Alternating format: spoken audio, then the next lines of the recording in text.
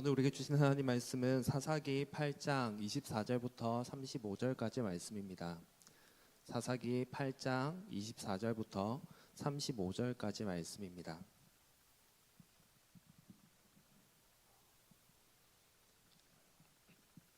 사사기 8장 24절부터 35절까지 말씀, 제가 가진 성경책으로는 구약 성경 376쪽에 있습니다. 우리 좀 길지만 우리 한 목소리로 읽도록 하겠습니다. 24절부터 35절까지입니다.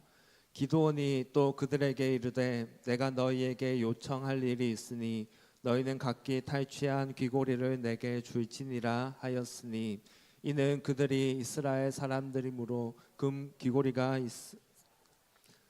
대답하되 우리가 즐거이 드리리다 하고 겉옷을 펴고 각기 탈취한 귀고리를 그 가운데에 던지니 기드온이 요청한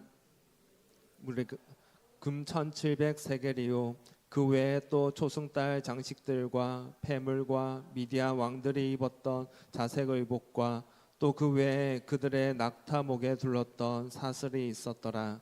기드온이 그 금으로 오브라에 두었더니 온 이스라엘이 그것을 음란하게 위함으로 그것이 기드온과 그의 집에 올무가 되니라. 미디안이 이스라엘 자손 앞에 복종하여 다시는 그 머리를 들지 못하였으므로 기드온이 사는 40년 동안 그 땅이 평온하였더라. 요아스의 아들 여룻바알이 돌아가서 자기 집에 거주하였는데 기드온이 아내가 많으므로 그의 몸에서 낳은 아들이 70명이었고 세겜에 있는 그의 첩도 아들을 낳았으므로 그 이름을 아비멜렉이라 하였더라.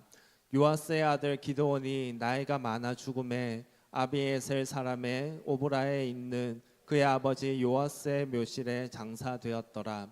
기드온이 이미 죽음에 이스라엘 자손이 돌아서서 바알들을 따라가 음행하였으며 또 바알 브릿을 자기들의 신으로 삼고 이스라엘 자손이 주위의 모든 원수들의 손에서 자기들을 건져내신 여호와 자기들의 하나님을 기억하지 아니하며 또 여룻바알이라 하는 기드온이 이스라엘에 베푼 모든 은혜를 따라 그의 집을 후대하지도 아니하였더라. 아멘. 아멘. 오늘은 무감각이라는 제목으로 하나님의 말씀을 전하려고 합니다. 최근에 저에게 좀 충격적인 일이 하나가 있었습니다. 뭔지 아십니까? 네. 사실 요즘에 뭔가를 먹고 나면 자꾸 뭔가 이 사이에 뭔가 낀다라는 게 느꼈습니다. 그래서 이쑤시개 같은 걸 막 사용하곤 했습니다. 제가 그럴 나이가 아닌데 벌써 그런 게 있더라고요. 그래서 어느 날 그날도 점심을 먹고 나서 뭔가 찝찝해서 막 이쑤시개를 막 하고 있었습니다. 그런데 갑자기 뭔가가 입속에서 이물질이 느껴집니다. 뱉어보니 뭐였겠습니까? 이가 부러져 가지고 떨어졌더라고요. 그것도 어금니가 거의 반 이상이 깨져가지고는 그렇게 뚝 떨어지는 겁니다. 엄청 충격을 먹었습니다. 이게 뭔가 뭐 어쩌다가 이렇게 했나 막 이래서 당장 이가 깨져 있으니까 당황해가지고 이걸 어떻게 해야 되나 싶어서 인터넷 막 찾아봤습니다. 이가 깨지면 어떻게 해야 되냐면 1시간 이내에 그거를 뭐 우유에 담그든지 해가지고 빨리 치과를 가야 살릴 수 있다고 합니다. 근데 제가 제2의 상태를 보았습니다. 크기를 보았습니다. 이거 살릴 수 있을까요? 없을까요? 안 되겠는 겁니다, 도저히. 그래서 그리고 그날이 마침 금요일이었습니다. 그래서 그 후에 전도특공대도 있고 이래가지고 이거는 안 될 것 같다 싶어서 전도특공대를 끝나고 이제 치과를 가봤습니다. 가보니까 왜 떨어졌는지 알겠습니까? 사실 이가 너무 썩어 있더라고요. 충치가 있었는데 그게 너무 심해서 이제 그 이가 금이 가 있던 겁니다. 금이 가서 뭐가 끼었었는데 그거를 모르고 뭔가 끼니까 찝찝해서 막 끌어내고 그러다 보니 이가 결국은 부러진 거더라고요. 그래서 치과에 가서 막 사진 찍어보고 막 다 해봤습니다. 해보니까 이거는 이를 뭐 다시 살릴 수도 없는 상태가 되어 있었습니다. 그런데 제가 왜 이런 얘기를 설교서도에 그것도 이런 부끄러운 얘기를 하고 있겠습니까? 사실 이 사건이 저에게 충격이기도 했지만 이거 저에게 정말 너무나 중요한 메시지를 던져주고 있는 것 같아서 이것을 나누고 있습니다. 제가 앞에서 말했지만 이가 썩었습니다. 금이 갔고 그리고 떨어지는 지경에 이르렀습니다. 그런데 그 지경에 이를 때까지 저는 뭐 하고 있었을까요? 제가 양치를 안 했겠습니까? 그래도 최근에 양치 정말 열심히 하고 있었습니다. 뭔가 좀 찝찝해서 충치도 좀 있는 것 같아서 열심히 하고 있었습니다. 막 치실도 사용하고 인도수시고 다 하고 있었습니다. 그런데 이미 그 전에 다 충치가 있었던 겁니다. 그런데 관리한답시고 하고 있는데 막 이수에 빼보면은 막 피도 조금씩 나올 때가 있었거든요. 근데 그런 지경에 이르려면, 아니 그 지경에 이르기 전에 사실 치과를 가야 정상 아닙니까? 그렇게 썩어 있는데 어떻게 제가 견디고 있겠습니까? 치통을 겪어보신 분들은 아마 알 겁니다. 치통 있으면 밤에 잠도 못 잡니다. 잠도 못 자고 너무 괴로워가지고 견딜 수 없는 게 치통인데, 저는 왜 그 지경에 이르도록 이 일을 가만히 내버려뒀을까요? 왜냐하면 사실 제가 말했지만 어금니입니다. 그것도 위쪽에 있는 어금니고 저 안쪽에 있어서 육안으로 상태가 어떤지 볼 수 없는 위치입니다. 육안으로 볼 수도 없고, 그리고 사실 예전에 그 옆부분에 사랑니가 빼면서 좀 이가 썩어서 신경치료를 했던 자리였습니다. 그래서 신경치료까지 해놨으니까 이제 신경이 죽어 있습니다. 아픈데 이가 썩어가는데 통증을 느끼지 못하는 겁니다. 신경을 다 죽여놨으니까요. 그래서 피가 나오는데도 아픔을 모르고 그냥 그렇게 있다가 이제 완전히 어떻게 할 수 없는 상태가 되어서야, 이가 떨어질 때가 되어서야 그제서야 알게 된 겁니다. 그걸 보면서 정말 너무나 심각한 상황인데 그 심각한 상태라는 것을 제가 감각이 없으니까, 무감각하니까 도저히 모르고 있던 겁니다. 무감각이라는 것이 느끼지 못한다는 게 얼마나 무서운 일인지, 얼마나 심각한 일인지 이 사건을 통해서 좀 많이 배웠습니다. 통증이 있었으면 이미 진작에 저는 치과를 갔을 겁니다. 진작에 어떻게든 해결을 했을 겁니다. 사진 찍어보고 엑셀 찍어보고 다 해서 어떤 상태인지 어떻게 해야 되는지 다 점검을 해보고 다 했을 겁니다. 그런데 통증을 느끼지 못하니까, 감각이 없으니까, 아픈지 모르니까 그냥 내버려둔 겁니다. 에이 괜찮겠지, 별일 없겠지, 이러다 낫겠지, 나아지겠지 하고 내버려뒀던 겁니다. 그 결과 이제 다 드러내고 이제 치과를 계속 다니면서 치료를 받고 돈도 잔뜩 깨지고 그래야 되는 상황에 처하게 된 겁니다. 이것을 생각하면서, 이것을 느끼면서 사실 오늘 본문을 보는데 사실 좀 다르게 느껴지는 것이 있었습니다. 본문 한번 보십시오. 24절 말씀에서 이렇게 말하고 있습니다. 기드온이 이스라엘 백성들을 향해서 한 요청을 하고 있습니다. 어떤 요청을 합니까? 기드온이 또 그들에게 이르되 내가 너희에게 요청할 일이 있으니 너희는 각기 탈취한 귀고리를 내게 줄지니라. 귀고리를 나에게 달라 합니다. 그런데 왜 달라고 하냐면 이는 그들이 이스마엘 사람들이므로 금 귀고리가 있었습니다. 귀고리인데 그냥 귀고리가 아니라 금으로 이루어진 금입니다. 그 말은 금이 필요해서 달라고 한 겁니다. 이것을 요청하는 본문의 배경은 이렇습니다. 이스라엘이 하나님께 악을 범했습니다. 우상을 섬겼습니다.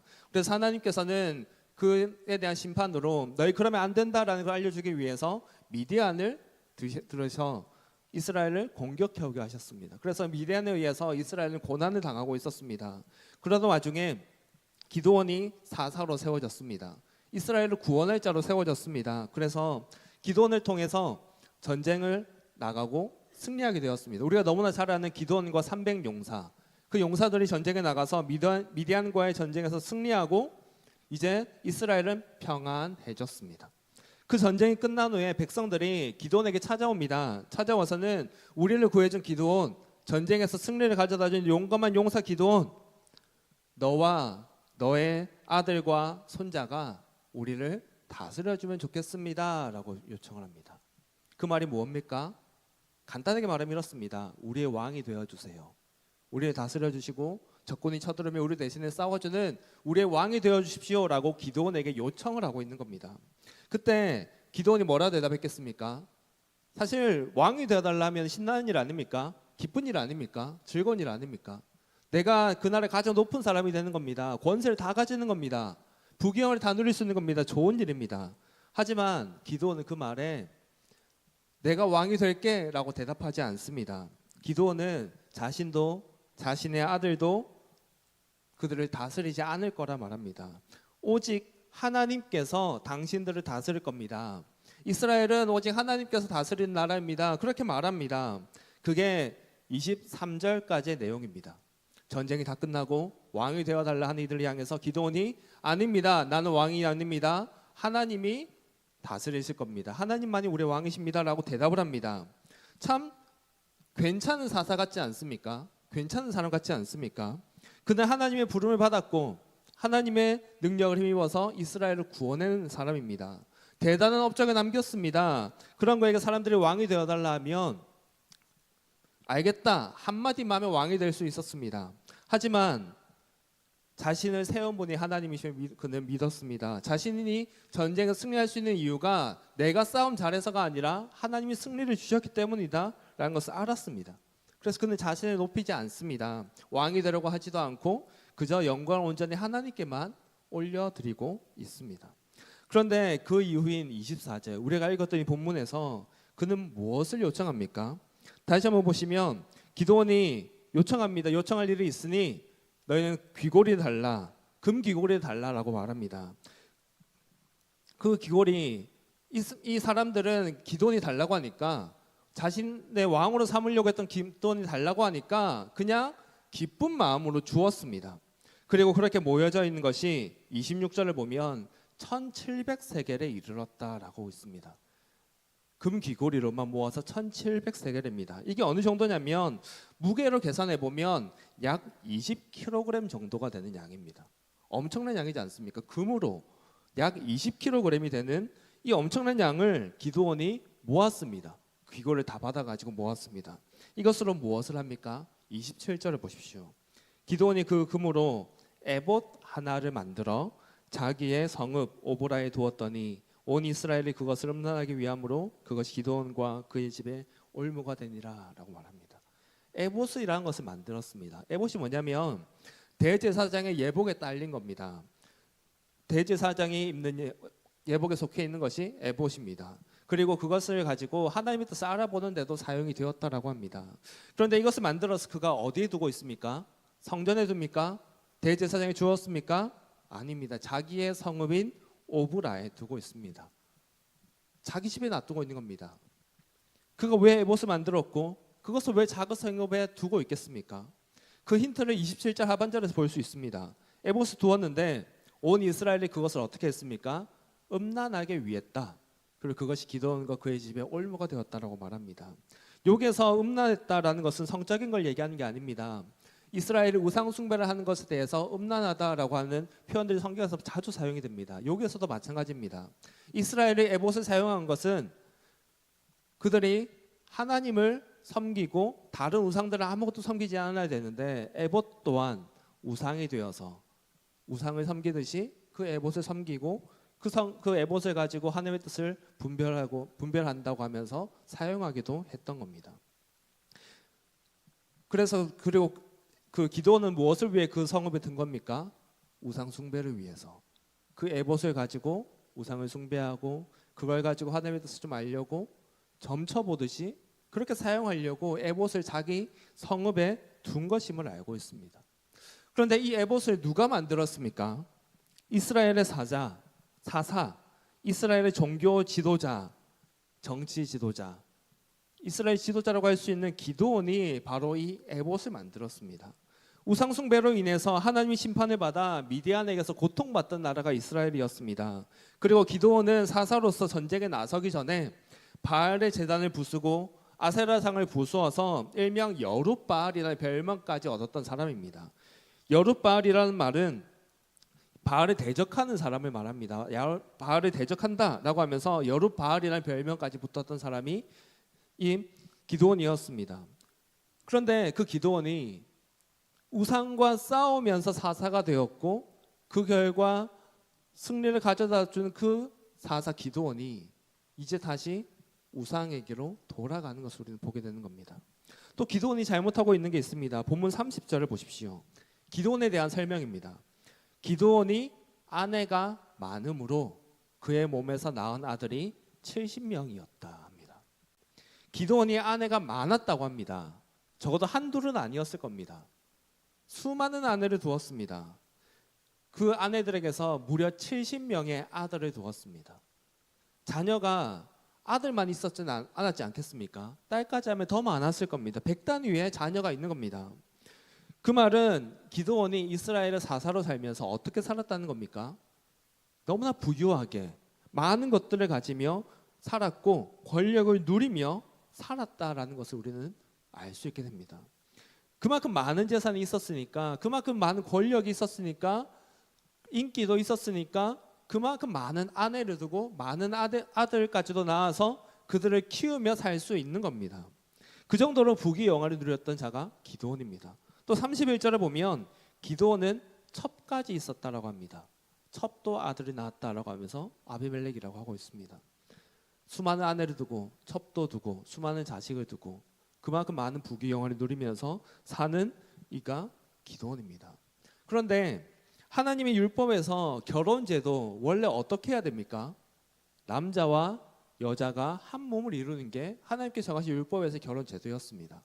수많은 아내를 두고 첩까지 두는 것 하나님의 율법이 위배되는 겁니다. 세상의 나라의 왕들은 그렇게 합니다. 많은 아내를 두고 많은 첩도 두고 그렇게 하면서 자신의 권력을 과시하고 그렇게 많은 쾌락과 명예를 누리면서 살아가는 게 이 세상의 나라의 왕들이었습니다.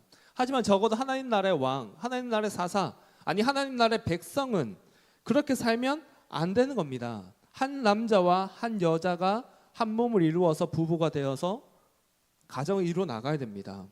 그런데 이 기드온의 모습은 하나님 나라의 백성의 모습이 아니라 하나님 나라의 왕의 모습이 아니라 세상 나라의 왕의 모습과 똑같이 그가 살아가고 있는 겁니다. 기드온이 자신이 왕이 되지 않겠다고 했던 그가 그렇게 살았던 겁니다. 이런 기드온의 모습 어찌 보이십니까? 사실 우리 기드온을 떠올리면 보통 뭘 떠올립니까? 기드온과 300용사, 이스라엘을 구원해낸 대단한 용사, 사사, 기드온. 그 적은 인원으로도 이 나라를 괴롭게 했던 미디안을 물리친 그런 대단한 용사를 생각합니다. 그리고 우리가 앞에서 봤던 24절 그 앞에인 23절까지만 보면 기드온은 그런 용사, 신실한 용사가 많습니다. 그리고 왕이 되기도 거부했습니다. 하지만 오늘 본문에 나왔던 이 기드온의 모습을 보면 어떻습니까? 왕은 아니라고 하는데 왕이라는 이름은 없는데 왕이나 마찬가지로 그는 살고 있습니다. 그의 삶은 세상의 왕들과 다를 게 없습니다. 마치 자신이 이스라엘 왕인 것처럼 그는 그렇게 살았습니다. 기드온이 죽고 나니 어떻게 됩니까? 자신의 아들, 자신도 자신의 아들도 왕이 되지 않을 거라 했습니다. 당신들을 다스리지 않을 거라 했습니다. 그런데 이후를 보면 이 이후의 9장의 내용들을 보면 자연스럽게 그의 아들들이 이스라엘의 지도자가 되어 있습니다. 권력 다툼이 또 그 사이에 일어나 있습니다. 그리고 잠깐 언급이 되었던 첩의 자식 아비멜렉이 다른 형제들을 다 죽이는 일까지 일어납니다. 권력을 쟁취하기 위해서 이 나라의 왕으로서 사자로서의 그 위치를 내가 잡기 위해서 그 권력을 누리기 위해서 아비멜렉은 자기 형제들 남자 형제들 70명 중에 단 한 명 막내를 빼고 70명에 가까운 사람들을 다 죽여버립니다. 기드온이 죽고 나서 그런 일들이 일어납니다. 나는 왕이 안 될 겁니다. 내 자식도 왕이 안 될 겁니다. 그런데 보이는 모습을 보면 기드온의 삶도 왕이었고 그 아들들도 마치 왕위를 쟁탈하듯이 그 일들을 벌이고 있습니다. 또 33절을 보면 기드온이 죽고 나니 이스라엘은 어떻게 살고 있습니까? 다시 돌아서서는 바알을 섬깁니다. 하나님을 잊어버립니다.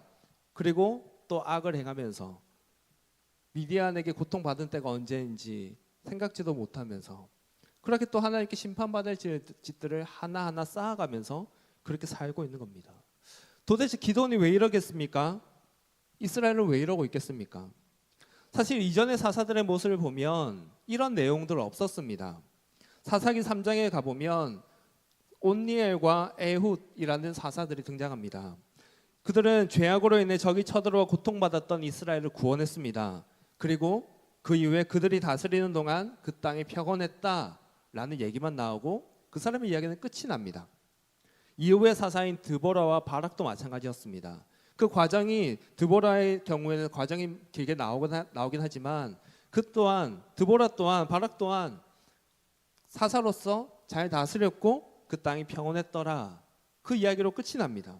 그런데 기드온에 이르러서는 사사인 그가 우상 숭배를 하고 여러 아내와 첩을 거느리고 부귀영화를 누리며 마치 왕처럼 살아갑니다. 권력 또한 세습이 되는 지경에 이릅니다. 왜 이러겠습니까? 왜 기도원의 때가 되니까 이런 이상한 일들이, 이런 말도 안 되는 일들이 일어나겠습니까? 그가 자신이 하는 일들이 얼마나 잘못된 것인지 제대로 알지 못했기 때문입니다. 이스라엘에 계속 반복되는 게 있었습니다. 하나님이 복을 주셔서 가나안 땅을 차지합니다. 그리고 이스라엘은 그 복을 누리면서 이제 하나님을 버리고 우상을 섬기기 시작합니다. 우상 숭배를 시작합니다. 그리고 하나님께서는 우상 숭배하는 이스라엘 향해서 심판을 내리시며 다른 민족 외적이 쳐들어와서 그들을 괴롭게 합니다. 그 괴로운 가운데 이스라엘은 부르짖습니다. 하나님 잘못했습니다. 용서해 주십시오. 저희를 구원해 주십시오. 그렇게 기도하면 하나님께서는 사사를 세우셔서 사사를 통해 이스라엘을 구원해 내시고 사사가 살아있는 동안 사사에 의해서 이스라엘이 잘 이끌어지도록 그렇게 세우셨습니다. 그리고 나서 번영을 누리고 또 시간이 지나면 이스라엘은 하나님을 버리고 또 심판받고 사사가 세워지고 또 구원을 받고 또 평안히 살다가 또 우상을 숭배하고 이게 사사기 동안에 계속 반복이 됩니다. 그런데 처음에 한 번, 두 번 할 때는 이게 그대로 반복이 되었습니다.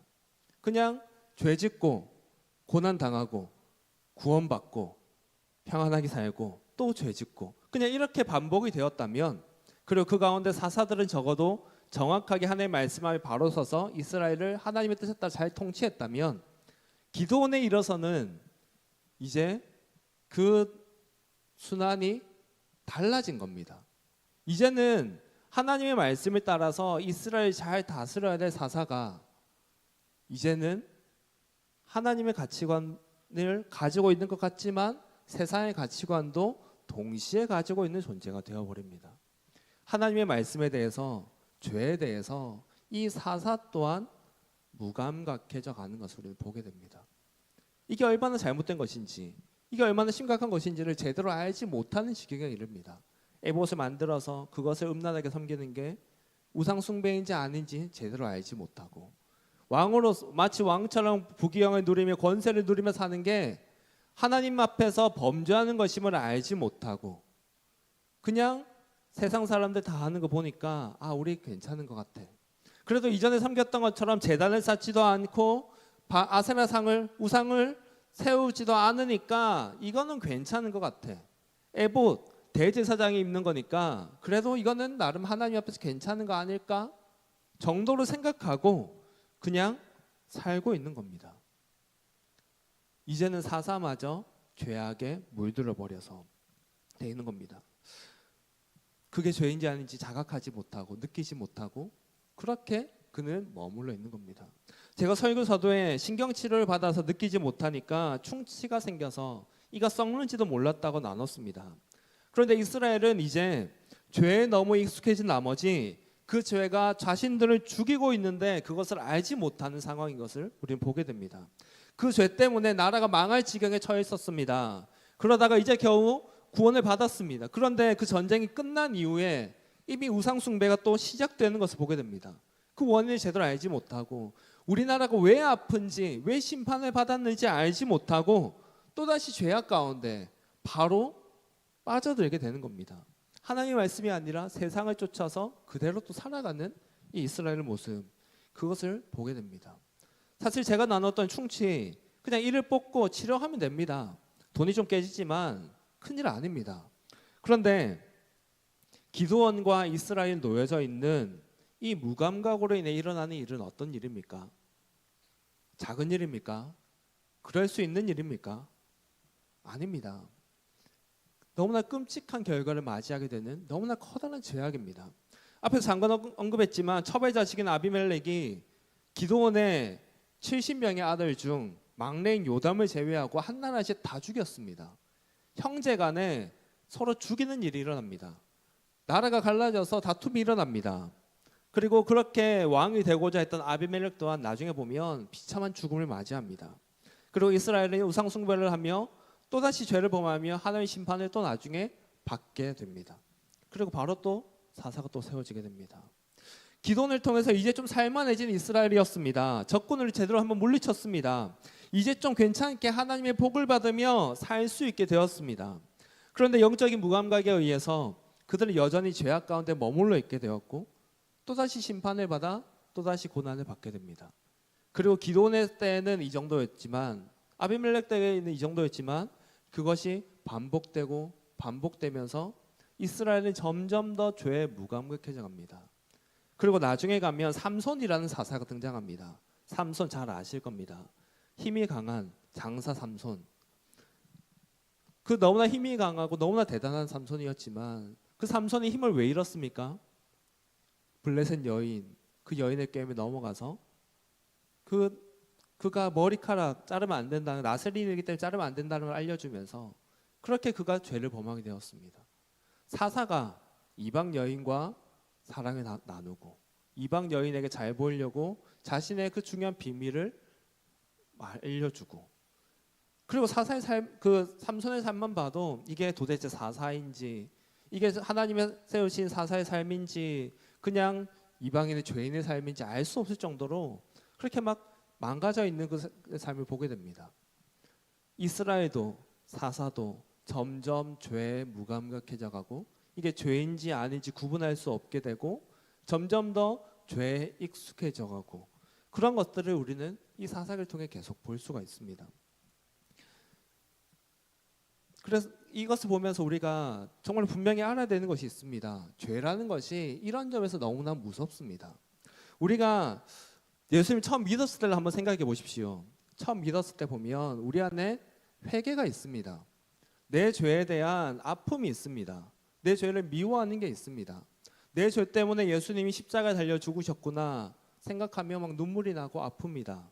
그래서 죄를 짓지 않으려고 막 발버둥을 치기도 합니다. 그런데 그렇게 살려고 하는데 우리 삶 속에 우리가 그동안 살아왔던 것들로 인해서 죄가 남아있을 때가 있습니다. 죄의 유혹이 찾아올 때가 있습니다. 우리는 달라진 삶을 살려고 하지만 죄의 유혹이 찾아와서 때로는 분노가 있을 수 있고요, 아니면 다른 유혹이 찾아올 수도 있고, 다르면 아픔이 찾아올 수도 있고, 아니면 예배 빠지고 하는 그런 잠깐 유혹에 빠질 수 있습니다. 그때 처음에 이러면 안 되는데 하면서도 자기도 모르게 잠깐 넘어갑니다. 그때 어떻습니까? 죄책감이 듭니다. 이러면 안 되는데, 이렇게 살면 안 되는데, 이거 하나님 싫어하시는데 느낍니다. 근데 그렇게 느끼고 회개도 하는데 노력도 하는데 그러다가 또 유혹에 넘어가고 또 회개하고 또 유혹에 넘어가고 또 회개하고, 이게 점점 반복이 될 때가 있습니다. 그러면 어떻게 됩니까? 그 죄를 짓는 게 점점 어려운 일이 아니게 됩니다. 괜찮을 거야. 나는 연약하니까 하나님이 이해해 주실 거야. 봐주실 거야. 또 용서해 주실 거야. 그렇게 죄에 점점 무감각해져 가게 됩니다. 나는 연약하니까, 나는 죄인이니까, 하나님은 자비로우신 분이시니까, 하나님은 사랑이 많으신 분이시니까 괜찮을 거야. 그렇게 죄에 무뎌져 가고, 그러다 보면 나중에는요, 죄책감을 느끼지 않는 지경에까지 이르게 됩니다.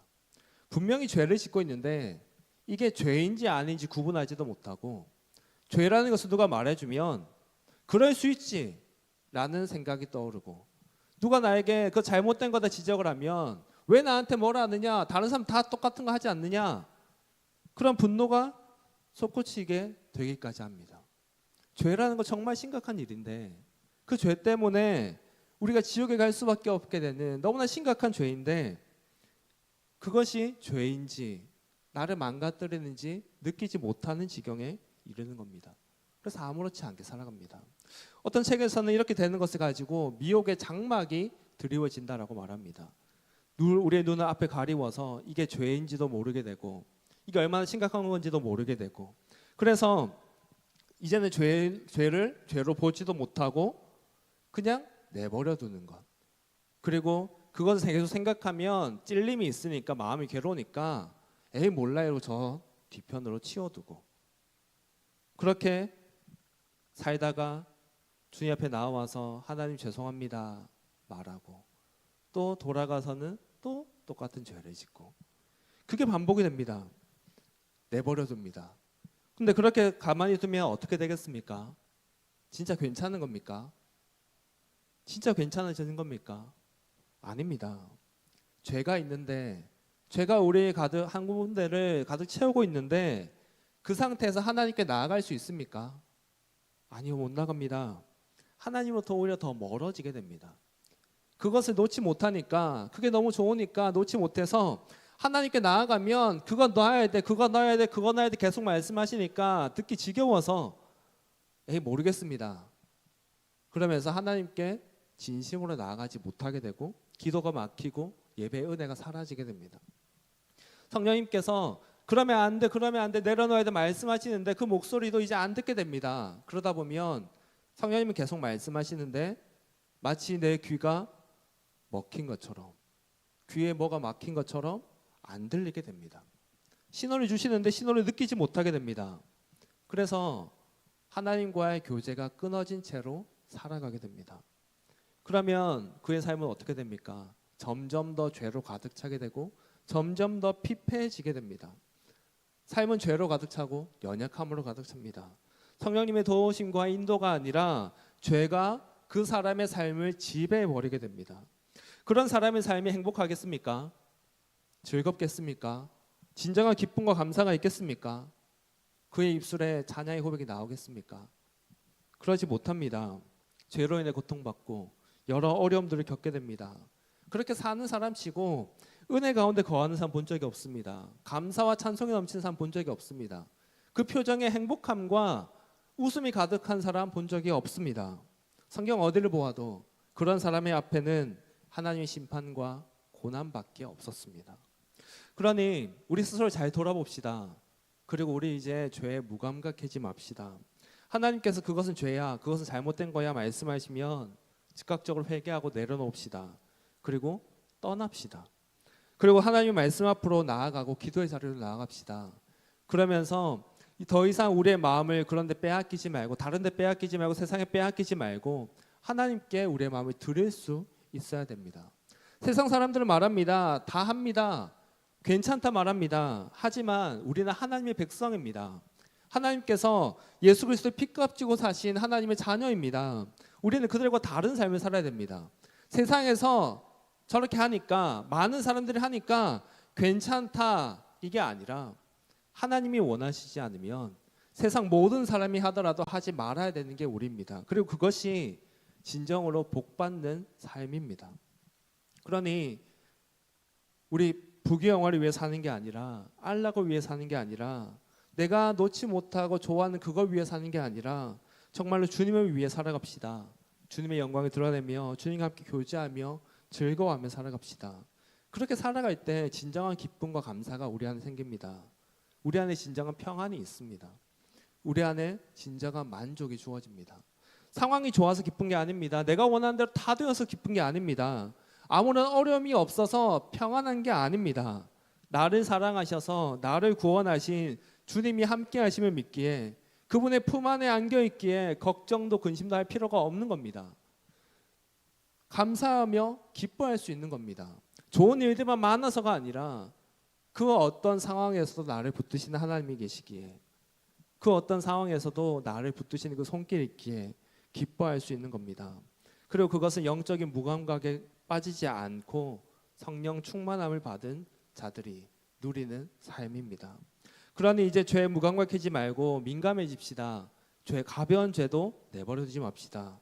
내 입술과 내 마음과 생각을 그냥 내버려두지 말고 하나님 앞에서 잘 점검해 봅시다. 그래서 잘못된 길로 빠지지 않도록 합시다. 내버려두지 맙시다. 그래서 익숙해지지 말고 정말로 주님 안에서 깨어서 성령 충만함 나아가는 우리 모두가 되기를 예수님의 이름으로 축복합니다. 우리 이 시간 함께 기도하며 먼저 나아가겠습니다. 우리 스스로 좀 돌아봅시다. 우리 안에 여전히 놓지 못한 죄가 있지는 않습니까? 하나님보다 더 사랑하는 게 있지는 않습니까? 괜찮을 거야, 하나님도 이해해 주실 거야 하고 내버려뒀던 게 있지는 않습니까? 그러면서 이제는 죄가 죄인지도 모르는 채 내가 놔뒀던 그게 있지는 않습니까? 우리 스스로 돌아봅시다. 그리고 그것을 이제 하나님 앞에 내어놓읍시다. 그래서 하나님, 제가 이제는 무감각해지지 않기를 원합니다. 이제는 주님 앞에서 깨어 있기를 원합니다. 주님, 저에게 말씀하여 주시옵소서. 제가 듣겠습니다. 우리 결단하면서 이 시간 함께 기도하며 나아갑시다. 하나님 감사합니다. 저희들에게 하나님 이 시간 주의 말씀을 보여주셔서 감사합니다. 우리 자신을 돌아봅니다. 우리 안에 여전히 죄악들이 남아있지는 않습니까? 하나님이 아닌다는 것을 사랑하고 또 바라보며 살았던 것이 우리의 모습은 아닙니까? 우리의 연약함들을 용서해 주시옵소서. 하나님, 죄에 너무 익숙해져 있습니다. 세상에 너무 익숙해져 있습니다. 그래서 하나님이 원하지 않은 것인데도 그것이 하나님 아무렇지 않게 느껴지는 시간이 있습니다. 주님, 저를 용서해 주시고 이제는 그 모든 것을 내어놓고 주님을 바라보며 나갈 수 있도록 도와주시옵소서. 하나님, 영적인 무감각에 빠지지 않게 해주시고 하나님 정말 민감하여져서 정말 죄를 민감하여져서 죄를 멀리하고 주님을 살아갈 수 있는 자가 될 수 있도록 불러주시옵소서.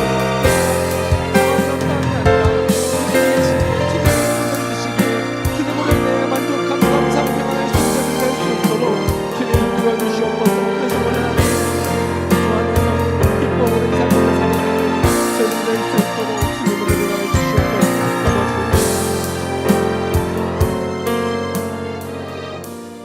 하나님 감사합니다. 오늘 말씀을 통해서 우리 자신을 돌아보게 하여 주셨음에 감사합니다. 하나님, 이미 우리가 너무 무감각해지는 것은 아닙니까? 세상과 너무 가까워진 것은 아닙니까? 내 안에 잘못된 것이 남아있는데 고쳐야 된다는 것은 아는데 어쩔 수 없습니다. 안 됩니다. 알아서 해주십시오 하고 그냥 내버려두고 있던 것은 없습니까? 하나님, 이제는 그런 영적인 무감각에 빠지지 않기를 원합니다. 이제 정말 깨어있기를 원합니다. 민감해지기를 원합니다. 죄를 견딜 수 없는 마음이 우리 안에 자리 잡기를 원합니다. 아버지, 저희 마음을 만져주시고 이제 정말 죄를 미워하는 자가 되게 해주시고 정말 하나님 앞에서 하나님과 친밀히 교제 나누며 그렇게 거룩하게 살아갈 수 있는 저희들 될 수 있도록 붙들어 주시옵소서. 그래서 성령의 충만함이 우리의 삶에 가득하게 해주시고 삶의 순간순간 속에서 주님과 대화하며 동행하며 살아가는 복된 삶을 살아가는 우리 모두가 될 수 있도록 주님 붙들어 주시옵소서. 감사합니다. 살아계신 예수님 이름으로 기도드렸습니다. 아멘.